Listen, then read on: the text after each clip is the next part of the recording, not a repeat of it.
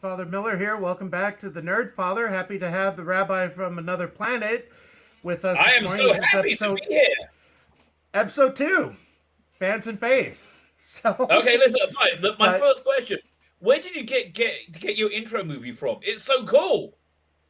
I subscribe to a website, Motion Array, which allows you to download templates that you Right. then tweak and modify. So I downloaded different images, and there was a soundtrack that came with it.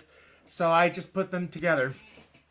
I love the way So like you that's have the my little countdown. It Catholic kind of countdown. expands and contracts. Very, very, very cool. Okay, and do you know? And where did you get this Well, artwork from for your background?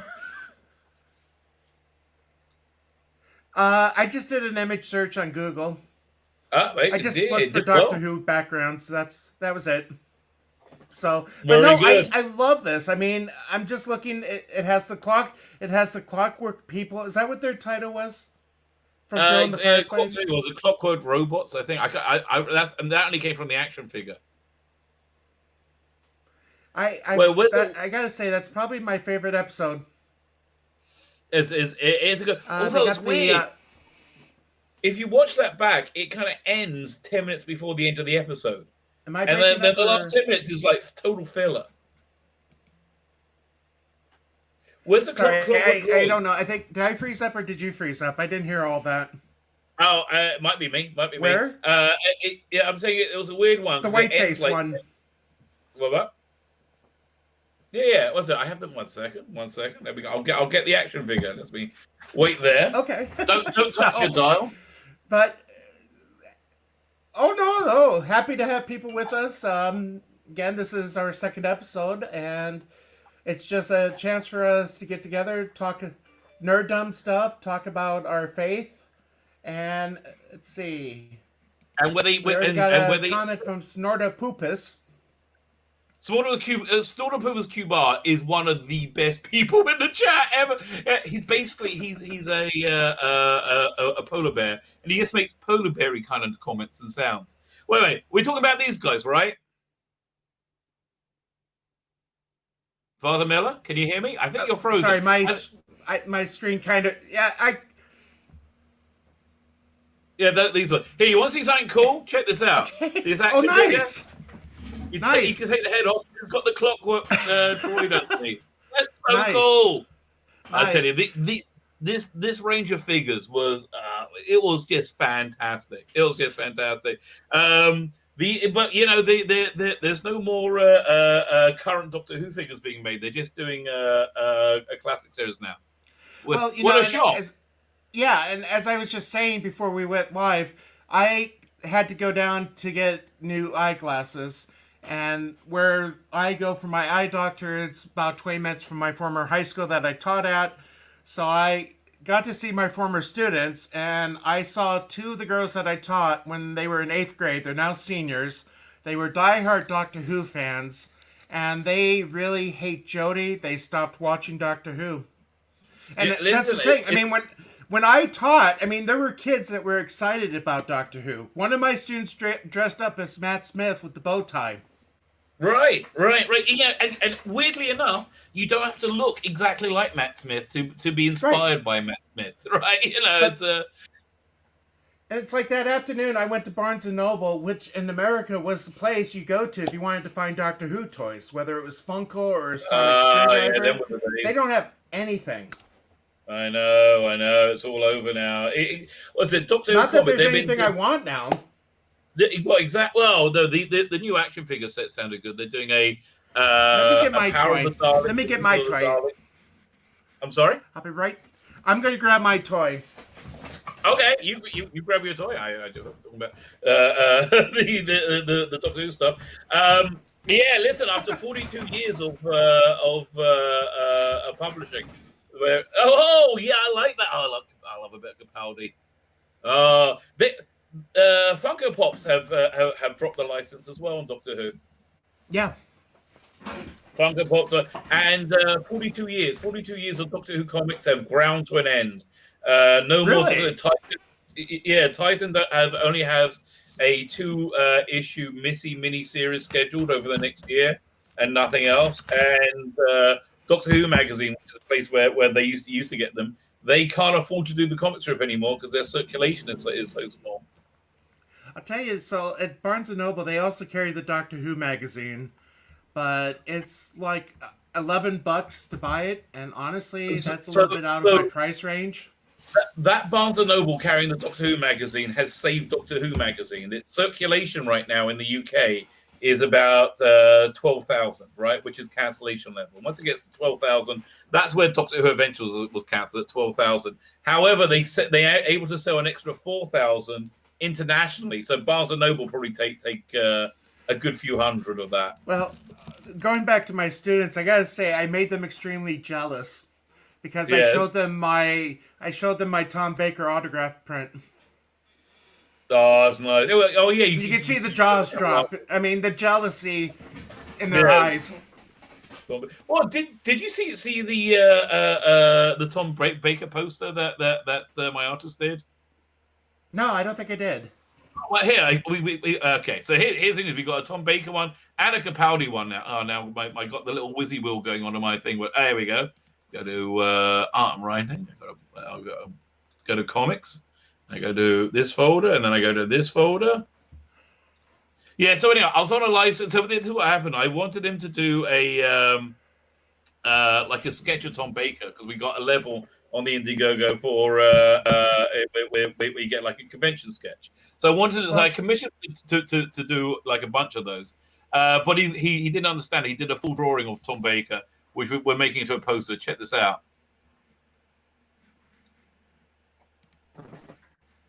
Tom Baker. Nice. I call this one a human in time and space. So anyway, I was on a stream about a week ago. I said if I get another backer, right then within the stream, I'm going to commission a second poster.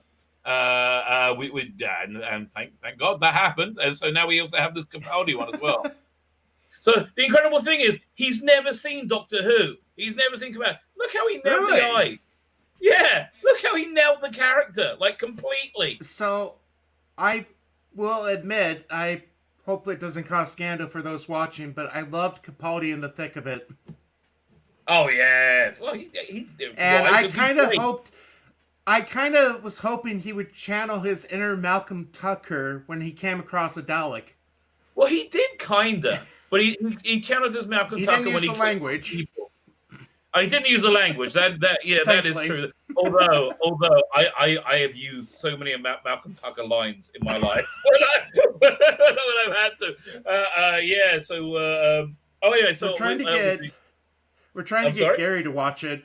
We're trying to get Gary to watch it. Oh my God, he's gonna love it. He is gonna how would you not love it? He's gonna absolutely love it. So anyway, we got another backer last night when I was on another live stream. So now we're doing a Pertwee one as well. Nice. So hopefully we'll have that this week. So there we go. What's going on in the church this week? What? Sorry. Well, this coming week, we have two major feasts. It's St. Patrick's on Wednesday. Right. And then on next Friday is the Solemnity of St. Joseph. Okay, so within again, the church, I roughly know about St. Patrick's Day. I have a rough idea. St. Joseph, again, fill me in. I don't know what's going on. Okay, so St. Joseph is the spouse of the Virgin Mary. And within Catholicism, we believe that they were a married couple, but they never had any other kids besides Jesus. And Jesus, we believe, was immaculately conceived at the feast that we celebrate of the Annunciation. Okay, what's it? What is that? A feast or feast? Are you saying? What's that word? Feast. F-E-A-S-T. Okay, so what do you have at the what is a St. Joseph's feast like? Well. Let me just rephrase. So within the church, there are different saints, different occasions are celebrated with a higher level of significance. So the highest would be a solemnity. This would be Easter. This would be Christmas. And St. Joseph is one of them because, again, being the husband... Yeah, being the husband of the Virgin Mary, the protector of the Christ child... he is also given the title the patron of the church, the patron saint of the church, the protector of the church. Wow. So for all of the stuff that he is been given, and the honor, he's given one of the highest celebrations in the church. St. Patrick, in this country, probably would be a memorial. The next level would be a feast. So, like St. Peter, the first pope, when we Right. celebrate his feast day, it would be given the level of a feast. Minor saints would be like St. Patrick. In Ireland, it would be considered a holy day of obligation, where one would be required to go to church. It's All treated right. like a Sunday. The obligation to go to Mass is treated like a Sunday. So for Ireland, because it's its patron saint, St. Patrick is highly honored. Myself, I'm about 2/3 Irish. So I did the DNA test a few years ago. My Right. ancestors come from County Clare. I've talked to Noel and I've talked to Ninja Knight about this. I'd like to get to Ireland one of these days. Yeah. Listen, So it's my ancestors came from County Clare and they settled in a small Iowa town called Clare. okay. So Yeah. named after the county because most of the people I there guess. Oh, I just saw your cat go by. cattail, kind of like Jaws. Okay. Let's go. What was that? I want to go back to a feast. Do you eat food as a feast or not? You can. I mean, it's not like like how we. So with our kids, with Holy Week coming up, talking with the one that does our religious education, we're going to try to have a Seder meal for our kids. Oh, that's cool. What, like a Passover Seder? Yeah, yeah. I've only taken part in that once, and that was probably about 8 years ago. So Well, I'm a little rusty on how that happens. you wouldn't be able to take part in a an Orthodox one. What one of the few things that non-Jews are verboten from. Yeah, Well, you. and let's just say our kids will not be drinking wine. Oh yes, yeah. Okay, so let me fill you in. Seder night. Seder night is is the memorial night for when the Israelites left Egypt, and it used to be when there was a temple where everybody, the entire nation, will go to Jerusalem and they would have the Paschal sacrifice. You know what the Paschal sacrifice was? Yeah. Oh yeah. It Yeah. was And essentially a shawarma. You know, you have you ever you ever had a shawarma? it's kind of like gyro, isn't it? Yeah, exactly like that. It's like a gyro, exactly like that. So you get the matzah, which was like laffa, like the flat bread, and then the sacrifice was a lamb, and then you had this thing called the spicy called a charoset and maro, and you wrapped it up together. It was essentially a shawarma, which not. But anyway, so when the temple was destroyed about 2,000 years ago, the we that thing moved to what's called a Seder, where basically families get together. So that was actually that's the thing they retained to be part of a that's why I was asking about feast, because part of the Paschal feast is you eat them you eat your shawarma, but you had to be registered on a with a group of people who all registered on a sheet first. So basically, your friends and family had to get together to have a communal meal. So we still kept that with the Seder, but we read this book called the was it Haggadah, which it recounts the story of the Exodus, but it's got a lot of things in it that we get children to ask questions. But part of the observance of that is for rather large glasses of wine, which is you can have grape juice if you want. Yeah, we normally go for something I like think we'll be using that. yeah, which is like I normally do a grape juice wine mix because but the last cup, which is you have right at the end before you go to bed, which is like about 1 a.m. Well, it depends. Seder's go on. Yeah, so I have that and I pass out. But then I got to be up in the morning to go to synagogue. But yeah, you have Seders that go on all night, right? In fact, in the was it Haggadah, it talks about when they were keeping Seder in Tel Aviv, this place called it was B'nai Brak, right? B'nai Brak, and it was like these rabbis sitting together, and the students came and said, "Well, what do we do? Because do we continue the Seder or do we go into the morning prayers? Well, what takes priority?" So that's what Passover is, a massive deal, right? A massive deal in the Jewish world. So what you have to do is you got to Well, get and rid that's of. Sorry, I was going to say you've got to get rid of I any. was just gonna say that's why our Holy Week and Passover are timed, because we believe the events of Holy Week happened during the Passover. Right. Well, it was right. Was it the Garden of Gethsemane? What's the name of the garden he was arrested in? Gethsemane. Gethsemane. Right. That Gethsemane. he went there straight there from the Passover service. Right from the Passover And I was going to Seder, mention. right? So you mentioned the Paschal sacrifice. That's what we look at the cross. Jesus' death on the cross is our Paschal Yeah, we sacrifice. spoke about that last week. Yeah. Yeah, we absolutely spoke about it. But yeah, I gotta say hi to some people in the chat. Go ahead, guys. Probably a good idea. Oh no, my internet connection for some reason freezes up from time to time. I don't know why. So I think it's because you're in the middle of nowhere. No, we're not that remote. I mean, really, listen. Again, you sent me pictures of your place in the snow, and it was that's again, and you said, "Oh, that's nothing. Oh, that's easy." Yeah, actually, as I'm saying this, let me see if I can bring up the weather, because about 2 hours north of us is supposed to get hit with a real big blizzard this weekend. Oh, I'm trying to think what the town is. Let me look up. Okay, I know where to look. Let's see. I think they're supposed to get about a foot of snow. Wow. Well, it was. It's really weird here in Israel right now because. You'll love this. You will love this. Okay. I'm going to bring up the weather forecast for this town a little bit north of me. Well, it's about 2 hours north of me. Wait till you see what they're supposed to get. What was that? Total of 10 to 25 inches. Oh my God! Wind gusts was 45. Yeah, I'm staying in. At that point, I'm staying in. Whoa. So the pictures I sent you were of maybe 6 inches. Get out of here! That was only 6 inches. Well, the one picture I sent you was from my first parish where the snow is up to the door. Right. That was when we got about a foot. Oh man, it's I complained about the rain this morning. Yeah, so it's we're supposed to get some rain. I'm sorry.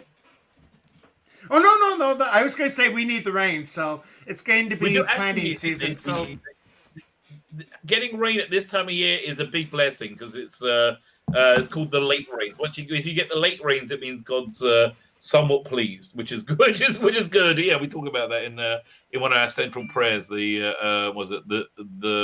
Shema.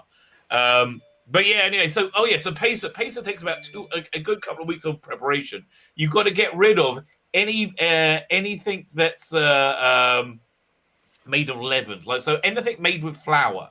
Anything made with flour, you got to get rid of. Or you got to package it. If you want, you can package it up and put it in a box, and then you sell the box. The places where you keep the leavened food, because you're not allowed to own it for the week. So you sell it to a non-Jew, and then if he doesn't pay for it at the end of it, it reverts back to you. That's basically how it works. So you can keep your booze. That's basically. But it's not just that. It's also your plates and your pots and your pans, and everything has to be made for Passover. And it gets even more complicated in Israel, right? Because I'm Ashkenazi. I come from a European tradition. So in the Ashkenazi world, we do not eat legumes on Pesach. We don't eat rice and chickpeas and things like that. However, the Sephardim, they do, and Israel's mainly Sephardi, so it's even harder in Israel finding kosher Passover food than it is in America, where everything is you go. But yeah, if you go to any of the kosher stores, you'll see these boxes of cookies made out of potato flour that have been sitting on the shelves for about a year. These things do not grow old. And that's the week of Passover for you. I was just going to bring up, you mentioned booze. I was going to bring up a misconception that non-Catholics have of us, we actually do drink. No, And I'm you know, going I to be never doing thought that you did it. well, but some people, some people think because I'm a priest, I don't drink. Well, I do. Right. I had a really good martini the other night. But one of the things I'm going to be doing Sunday night is a live stream. So I've been doing a Sunday night stream. This week I'm going to be looking at the anti-Irish persecution that Americans faced in the 1800s to the 1920s. This cartoon is from 1928 when Al Smith, the governor of New York, was the first Catholic to be nominated for president. Well, the problem was there was so much anti-Catholicism. The fear was, and let me see if I could bring up here. The fear was this is during the time of Prohibition. So you elect Al Smith the president, Prohibition would be repealed, Right. which is a good thing, and the Pope would run America. So this is a picture of Al Smith as being the Pope's puppet, surrounded by cardinals and the Pope in the middle. So, Okay, but I mean, I was going. Where did all the anti-Catholic sentiment come from? Because again, listen. Okay, so being Jewish, we only really care about our own, anti-Jewish. Right.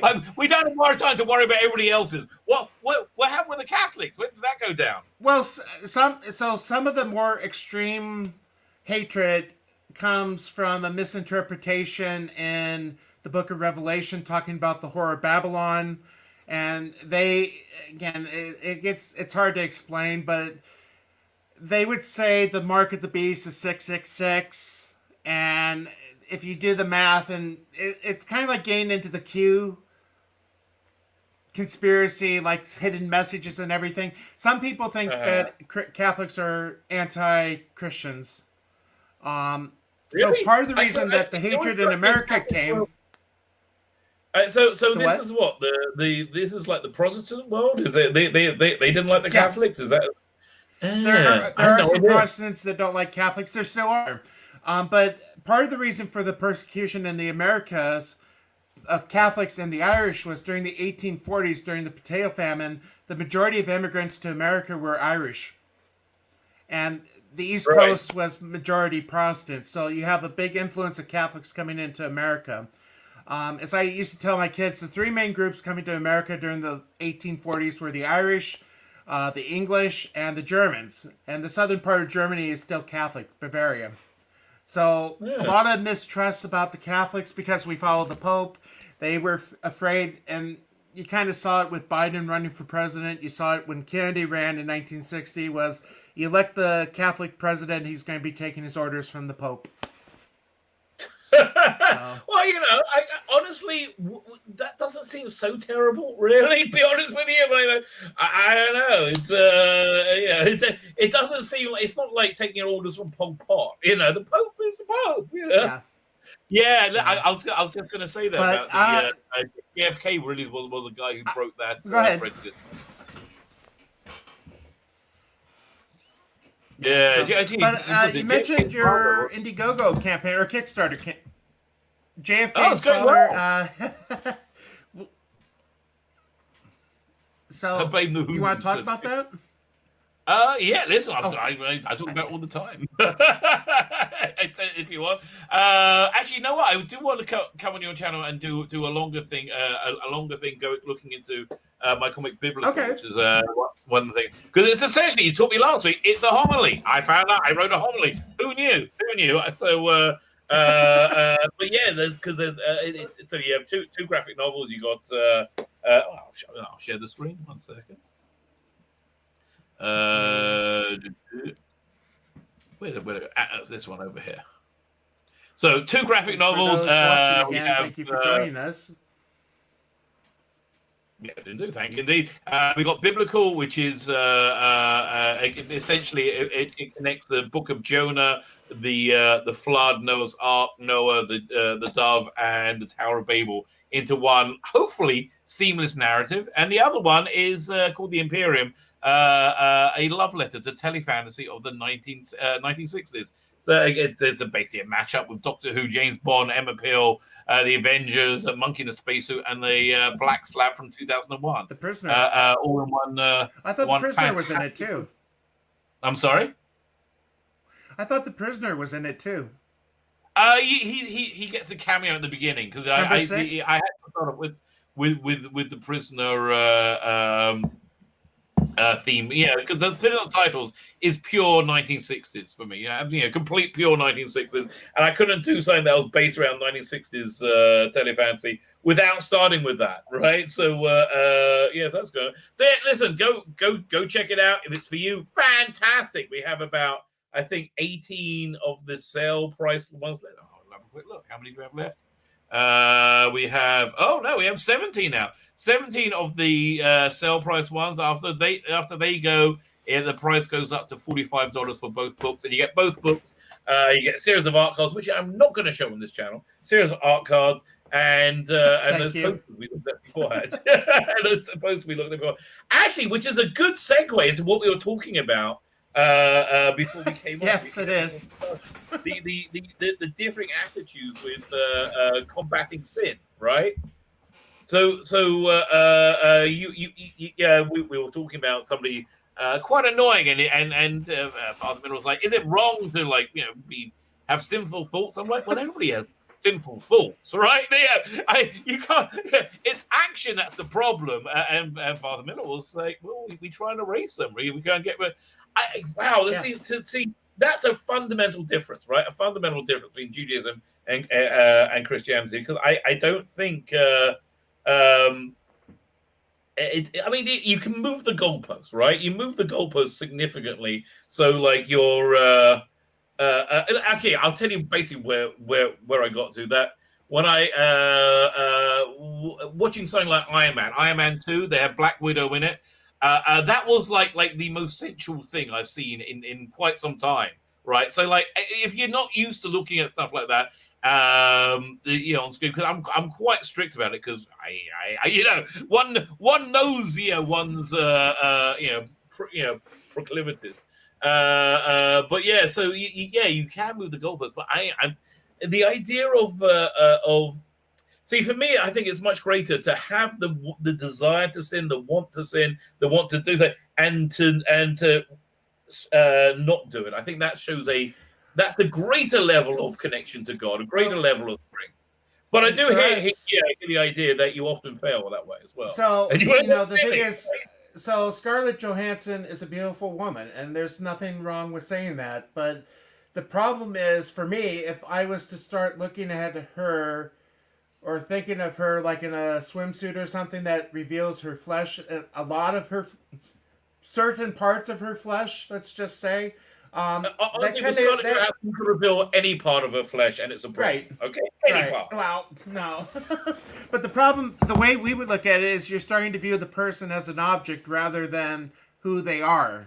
And ideally, we want to look at them for who they are instead of, desiring to see their forbidden parts, or whatever you want to call it. Right. I'm trying to think of how to say it without, because I'm wearing my collar. I don't want to scandalize or anything, but listen,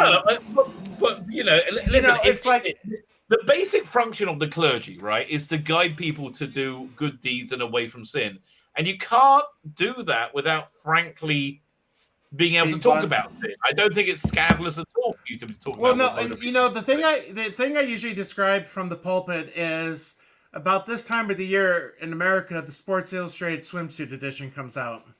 Right. And I don't think a lot of people are buying it to read the articles.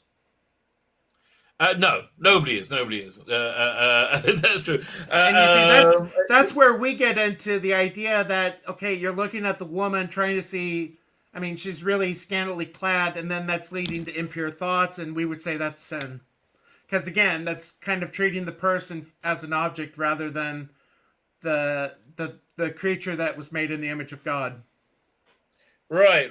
But listen, I'm quite on board for somebody being in the image of God. I'm on board for God to be quite kind of hot. That doesn't bother me. I think I like that. But listen. Well, kind of going back to what you said, even Melissa McCarthy is made in the image of God. Exactly. Well, let's move on. Well, Right. Yeah. this Well, did you read the article with that was on no, Bounding I in the didn't. Comic? I Okay, didn't. so I went off on this on my stream last night. She was saying, have racists ever met a black person? And by racist, she meant people who voted the way she doesn't like, right? And the reason she calls it everybody who votes the way she doesn't like racist is because she's never met them. And as you're reading it, you know she's entirely talking about herself. Most of these people she calls racist. Yes, we do interact with people, or many, yes, everybody does, apart from you Hollywood weirdos, which is and they think they're normal, right? And it's I'll give you this. I'll give you another example, like of this urge to normalize insanity. I'm listening to Doctor Who Stranded by Big Finish, which is Paul McGann, the Eighth Doctor. I've been following his story, his adventure for about 20 years, on Big Finish, and so they've decided to do this box set, this series where he's trapped. The TARDIS is broken, and he's trapped in what's the word? He's trapped in contemporary London, and basically it all centers around the not centered. One of the central things that he has a new companion who is a trans woman, who I believe has male bits, right?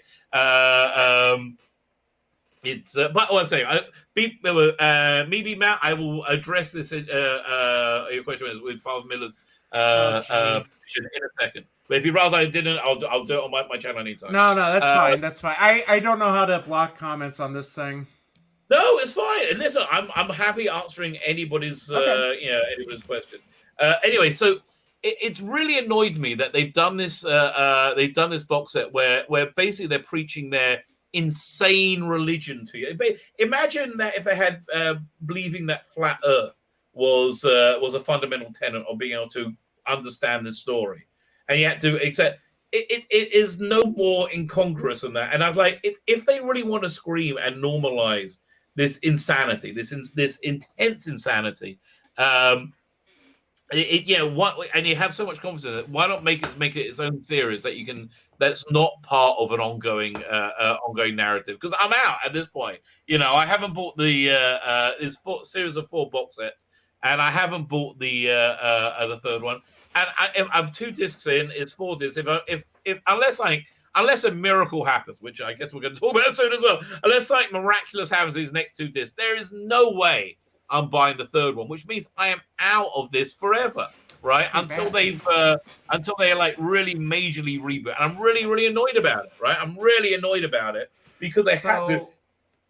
If McGann came back to TV, would you watch? Yeah, well, this is a different. It depends. If he came back to TV under Chibnall, I know. I mean, I watch it because for to review it for the channel, but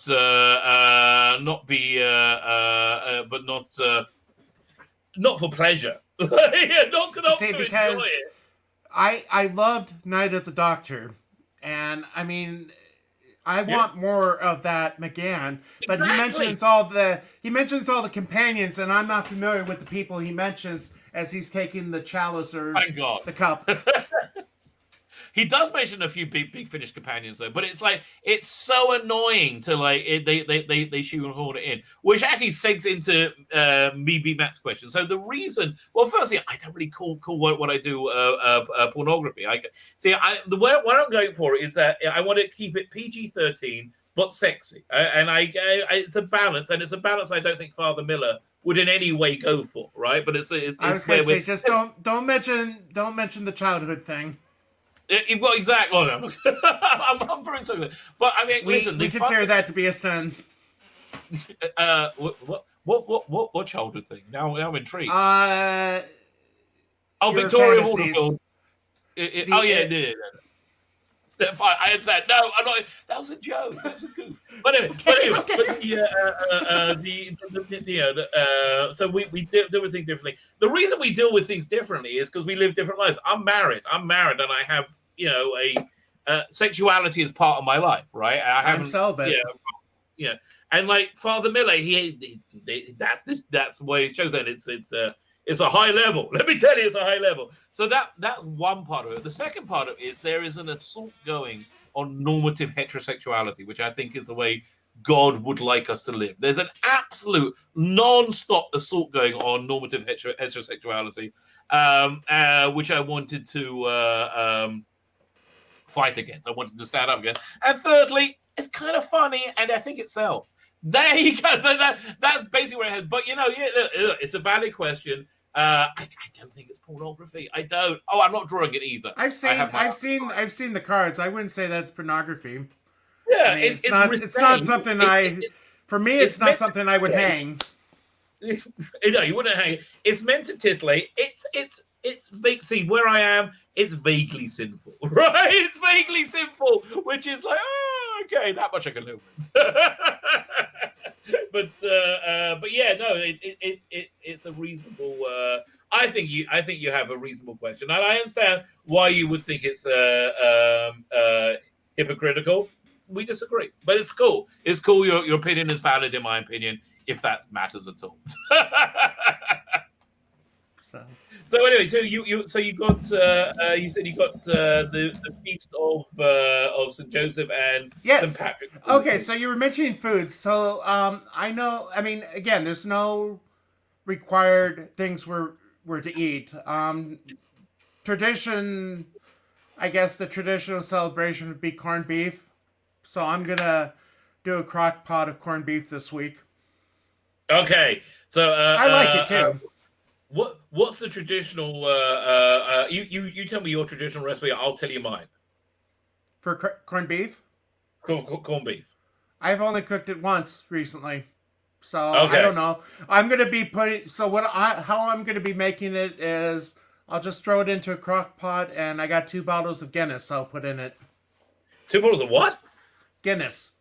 I'll get it. I'll do the trick. That certainly won't be bad. So fine. One of my first jobs, I worked cooking corned beef for it was a corned beef sandwich vendor at Wembley Stadium, and we cooked tons and tons of them. We cooked like about 8 briskets about this thing in one go. We had a massive pot. But here's the recipe. This is the recipe. You get a full corned beef, a top and bottom cut, because you want the fat in the middle because that adds a lot of flavor. Top and bottom cut.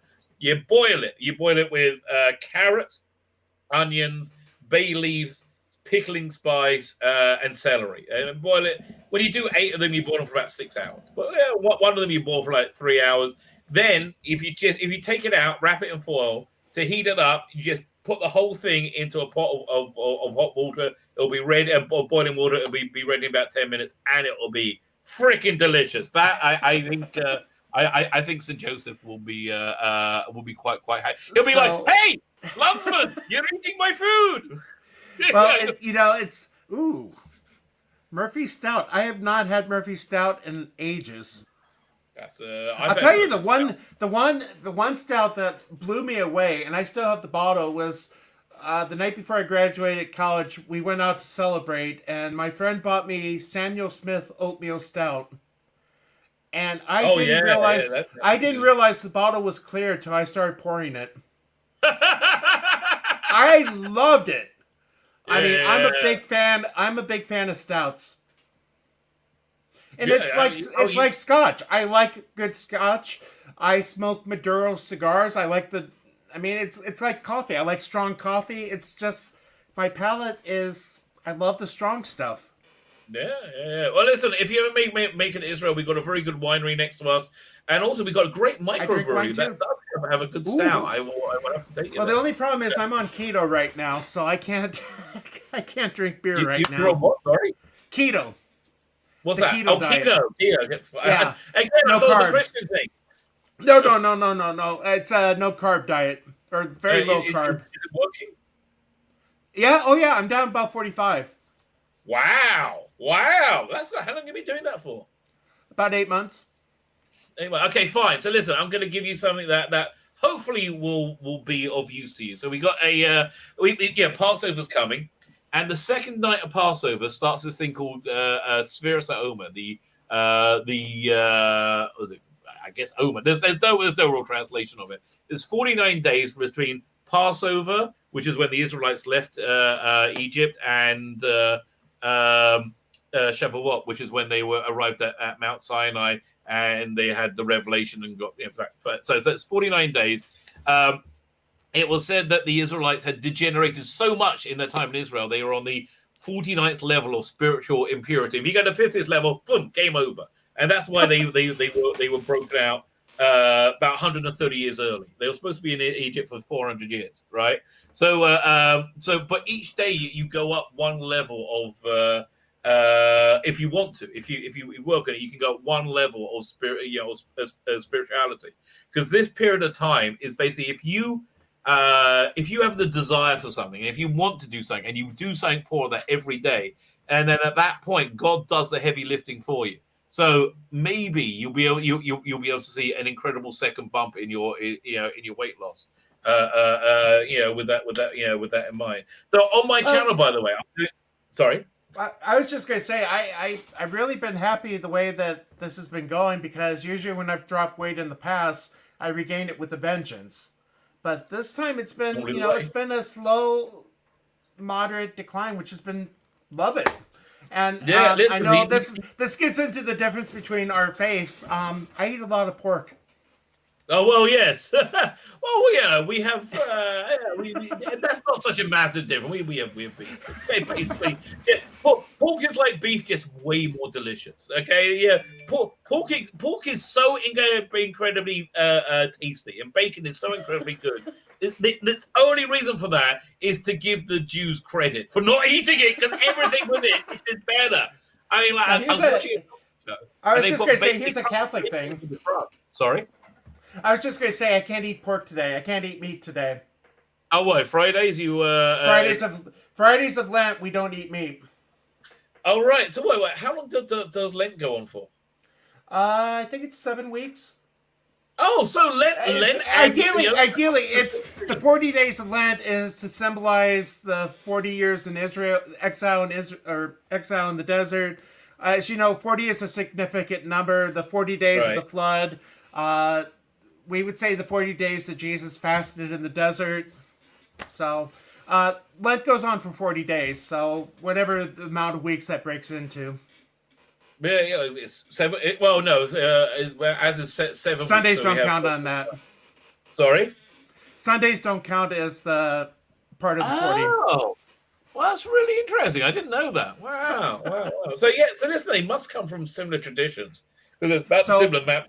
Like on Friday night, I was just gonna say, because like on Friday Night Tights tonight, Odin will be eating cheese pizza because he's Catholic and he can't eat meat like myself.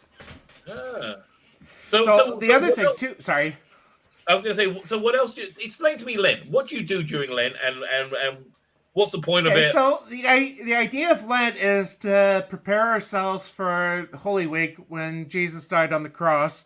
And we are asked to do mortification, penance, and traditionally it would be usually, as I tell my people, do something for the body, but also do something to build up the spirit during this time. So people will usually give up, maybe kids will usually give up sweets. Some people will give up drinking pop. Some people give up booze. That's a hard one. Right, and so at the end of it, is there like a celebration or something when you can? Well, we would say it ends with Easter. I mean, liturgically, we would say it ends on Holy Thursday, but ideally, most people start taking up again after the Easter Mass. Right. And other than going to church, is there any and having Mass? Is there any way people? Yeah. So one of the things, and I have it tonight, is the thing called the Stations of the Cross. So this would be the retracing the steps of our Lord as he carried the cross from Pilate's palace to Calvary. So during that time, we remember the 3 times that Jesus fell under the weight of the cross.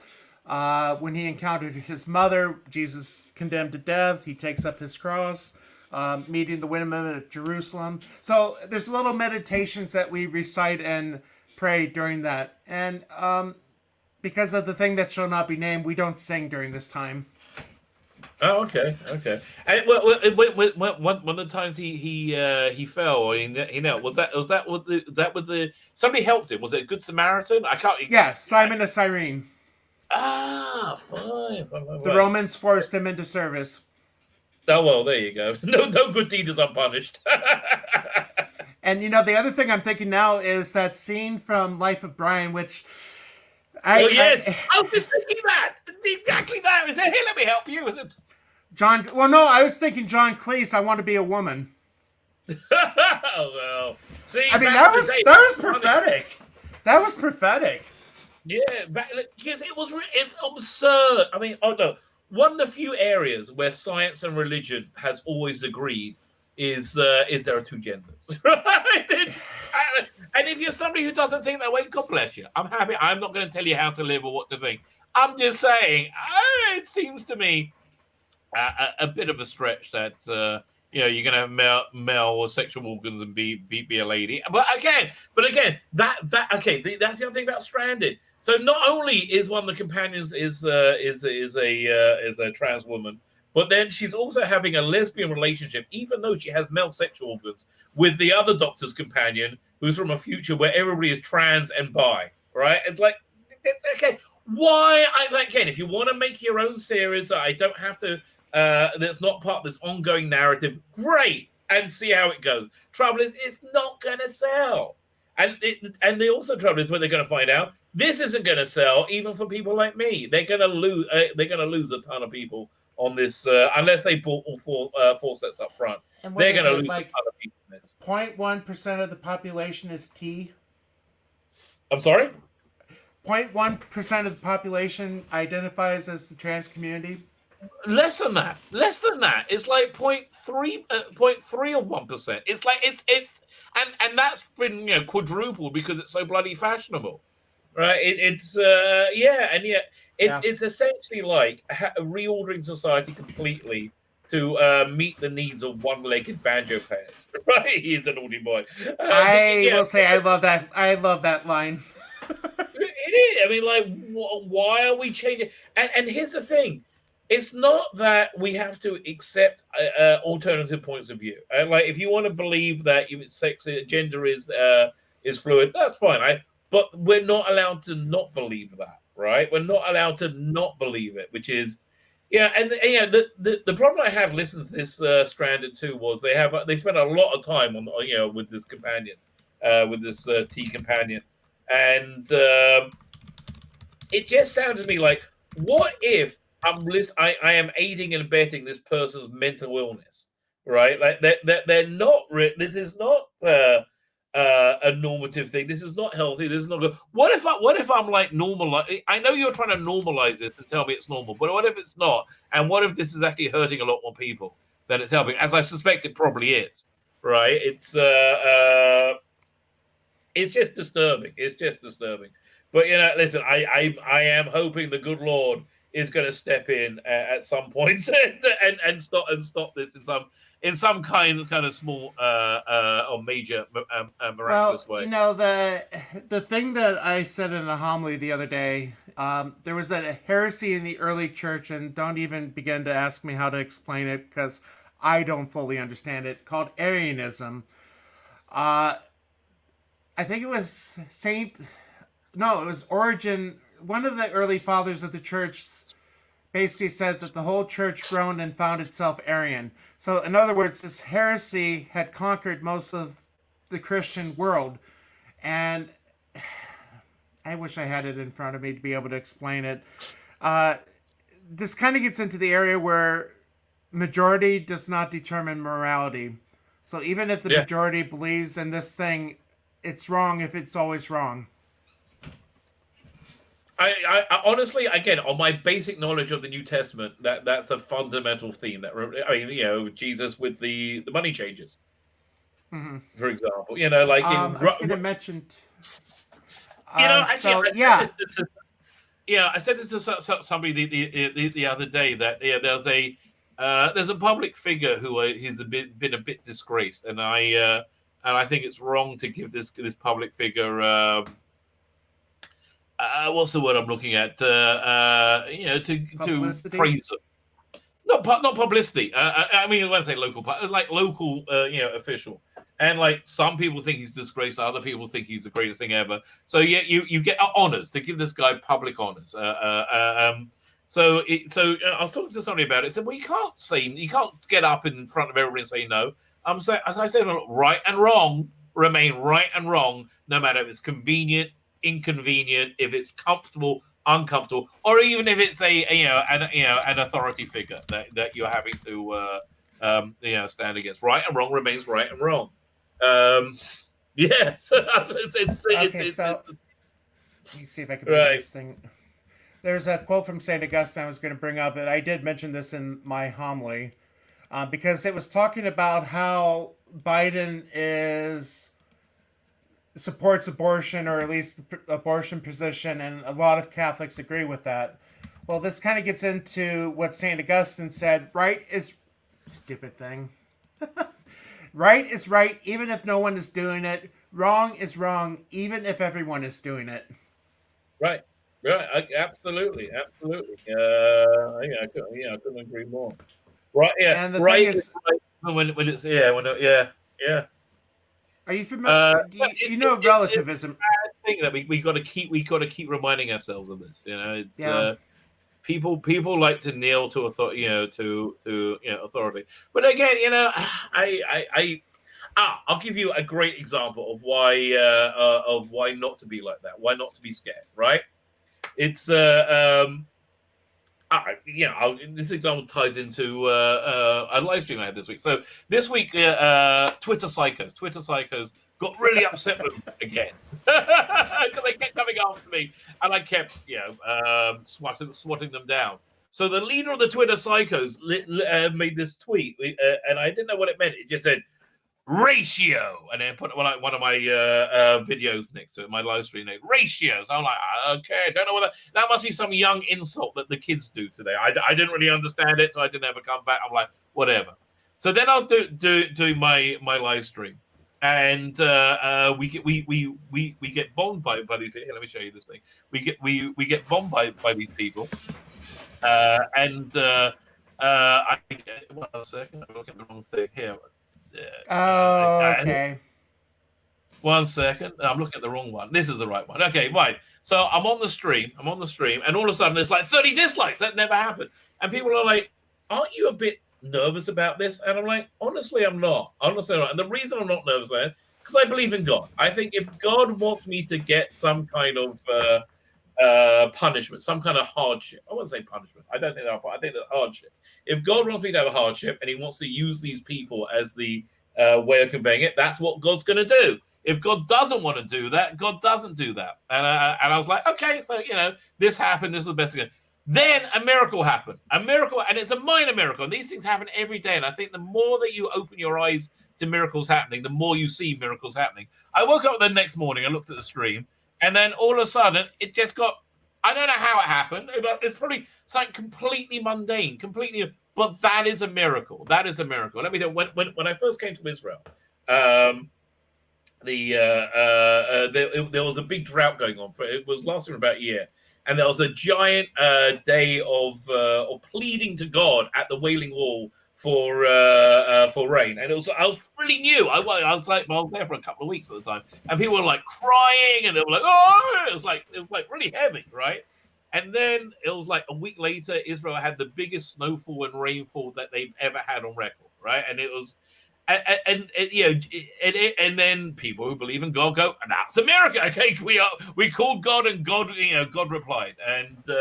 But people who didn't, people who don't believe in God said, "Oh no, that wasn't happening. That's not what happened. It was some weather thing. A butterfly beat its wings on the other side of the world, and this and that."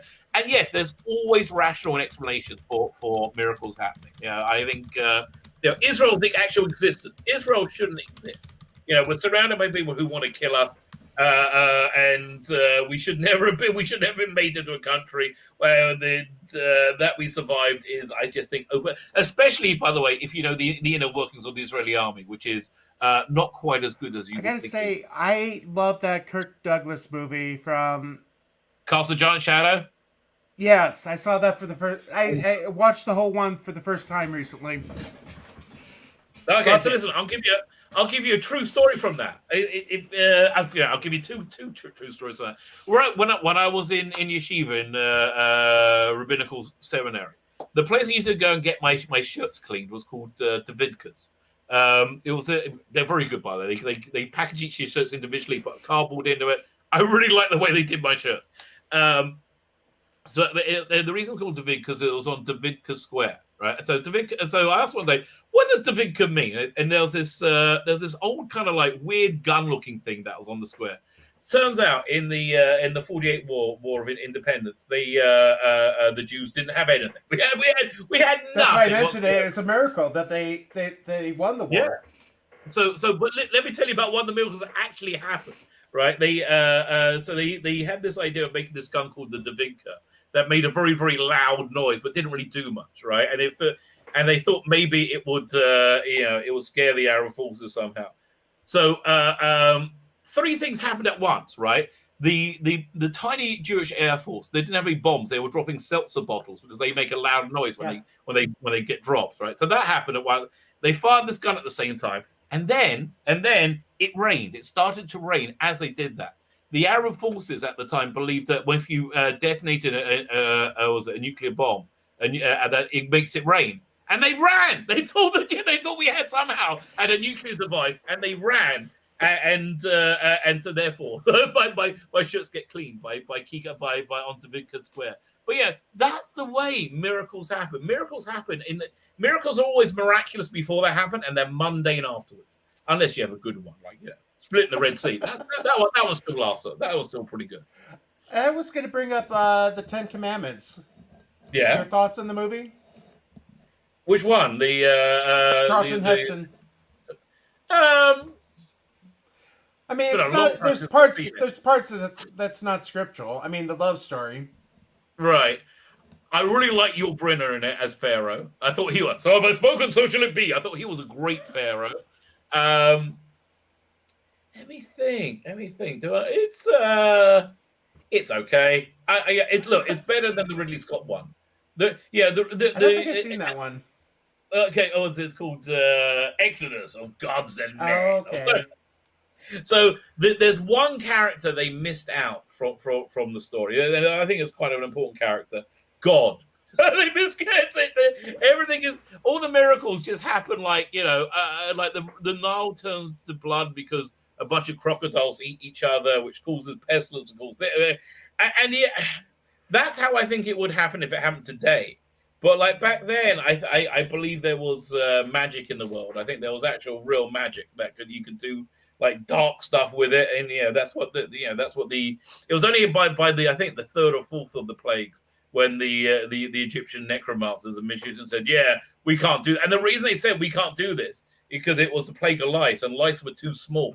You can only affect magic on something the size of like about that big, not that big. So that's the finger of God. Turning the staff into a snake.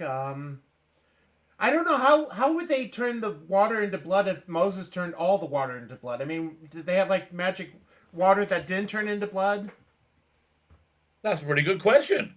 That's a pretty good. Oh, okay, fine. Yes, they did. In fact, if you wanted water that wasn't blood, the only people who could get it for you were the Jews, right? Were the Israelites.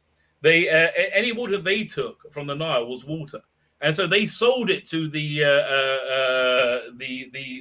Egyptians. So I guess that's where they got it from. Yeah, I guess that would make sense. But turning, was it necromancy of like being able to turn a staff into a snake? They laughed at that. They said, "What's the big deal? We can all do that. That's nothing." But then, so have you ever heard the story that Moses comes in, he holds his staff up, he throws it down, turns to a snake. So the Egyptians they say that's nothing. They throw their staffs down, they all turn into snakes. Then Moses' snake eats up all of theirs. Mm-hmm. Was just in the movie. That was just in the movie. Oh, was in the movie? They put that scene in the movie? Yeah, they put that scene in the movie because Yul Brynner's kid ran to his mom after that. Oh, okay. So, what time do you have the Sabbath to get ready for? Yeah, I do. I do. The I know. I remember we could go about an hour. So well, was it? Yeah, just before I go, I'm gonna add one more thing in. yeah, There's one thing that in that movie they had to add in because it doesn't make any sense if you don't if you didn't. The reason that Pharaoh chased after the Jews after after they left, right? It was the Bible said God hardens Pharaoh's heart, which is which is when he snaps and goes after them. So in the movie, is Yul Brynner sitting, is all dejected, and his wife comes along and says, "You're not a god. You're yeah. not even a man." And so by saying that, it enrages him, and he mounts his chariots and goes to the Red Sea. So there you go. Oh Well, yeah, with that. yeah, with that, I think we're going to wrap it up. Again, thank you everybody for joining us. Please hit the ring bell so you can be notified when there's a new video. Next week we'll be on the Rabbi's channel. Right, but subscribe over here. If you're not yes, subscribed, hit the subscribe button. Yes, subscribe to my channel, subscribe to the Rabbis. I forgot to put that in the description. Oh, very nice. We got EWTN watching. That's the Catholic cable network, Eternal Word Television Network. So they're a big company. Awesome. Glad to have you guys. That's good news. Yes. So with that, thanks. Little devil emoticon. They were in trouble. Well, yes, I figured it was Jeff. Good to see you, Jeff. So we're gonna wrap it up. Till next week. God bless.